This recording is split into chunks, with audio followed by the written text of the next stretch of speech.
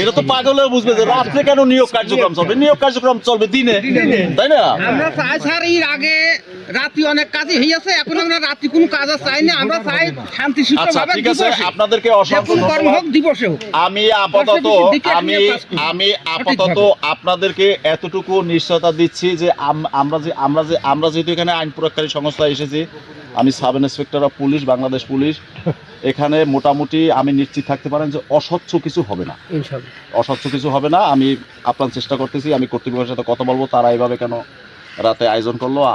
আমি বিষয়টা অবশ্যই গুরুত্ব সহকারে দেখবো। আমি আমার ঊর্ধ্বতম কর্তৃপক্ষকে বলবো, অসুবিধার কোনো কারণ নাই। কিন্তু আমি আপনাদের কাছে যে অনুরোধটা করেছিলাম সেই অনুরোধটা আবার করলাম যে আইন কেউ নিজের হাতে তুলে নেবে না।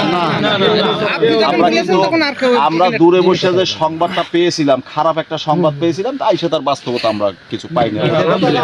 এই দিক থেকে আপনাদেরকে ধন্যবাদ। 5 তারিখের পরে হ্যাঁ আমাদের মাননীয় অ্যাটর্নি সাহেব অ্যাডভোকেট আসাদ ভাই হ্যাঁ হ্যাঁ উনি বলেছেন যে শৈলকুপায় কোনো হাঙ্গা ডাঙ্গা বা হবে না। হবে না।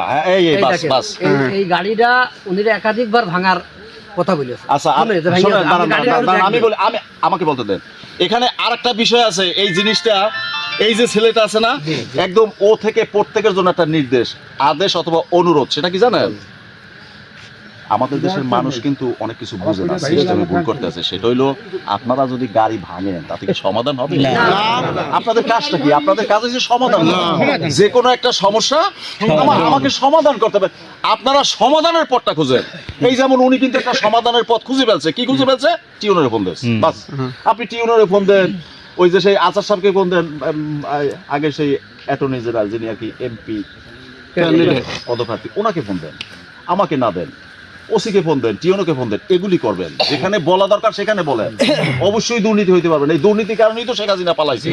তাই যদি আমাকে বলতে দেন কথা, হ্যাঁ আবার যদি তাই হয় তাহলে তো জেলাও সেই কদু। যাই হোক, সবকিছু মিলাইয়া আমার সাথে আপনারা আমার দুর্নীতির কথা হ্যাঁ আমি একটু বল। আচ্ছা।